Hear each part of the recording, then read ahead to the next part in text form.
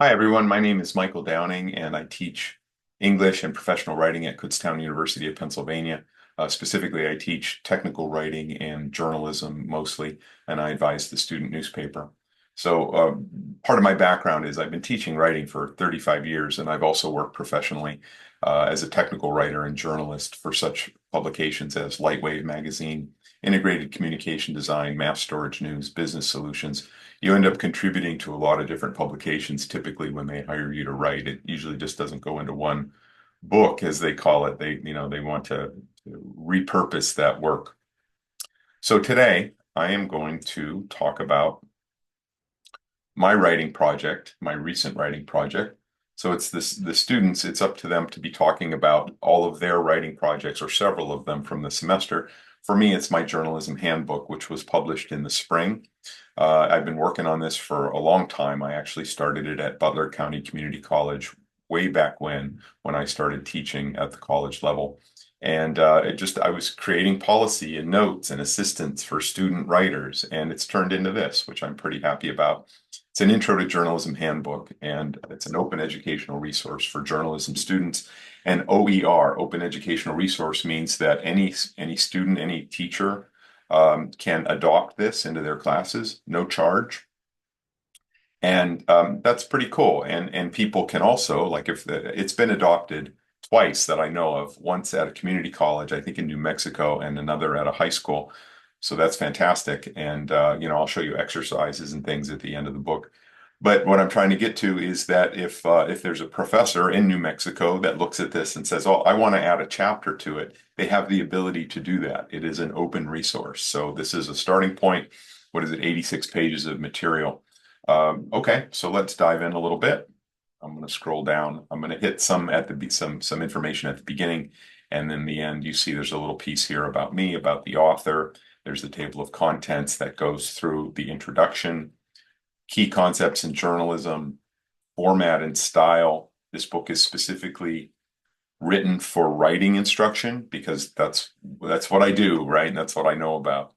Obits, hard news, press releases, sports and opinion, checklists for covering various stories, the impact of social media on journalism, AI in journalism, journalistic code of ethics. There's career information here, job market, and then part 11 is exercises, self-tests, and useful tools. So any of those pages can be photocopied and taken into the classroom and administered either as an exercise or a quiz or whatever. There was a fair amount of work that's gone into all of this, but particularly at the end, putting together those exercises. So I'm not going to take you into that purpose and strategy, but I will look at, right, part two, First Amendment. Congress shall make no law respecting an establishment of religion or prohibiting the free exercise of or abridging the freedom of speech or of the press or the right of the people peaceably to assemble and to petition the government for a redress of grievances. So what this protects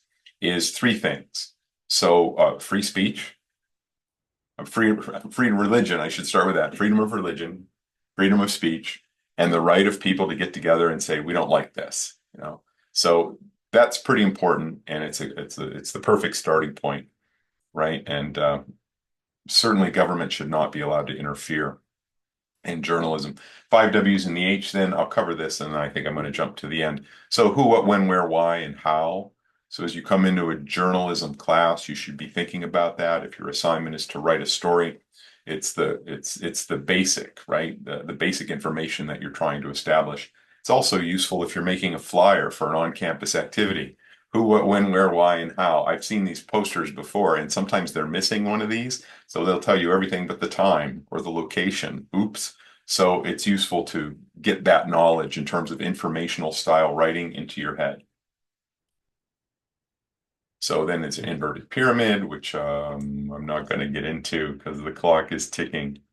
Lead writing, storytelling, libel, all that sort of thing. But let me jump forward here.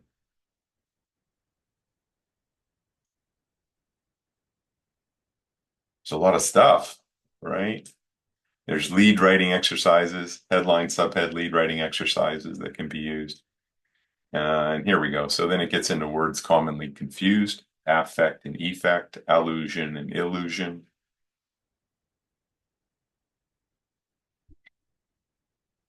It's funny for me to look at it now because it's like, this is a lot of work, you know?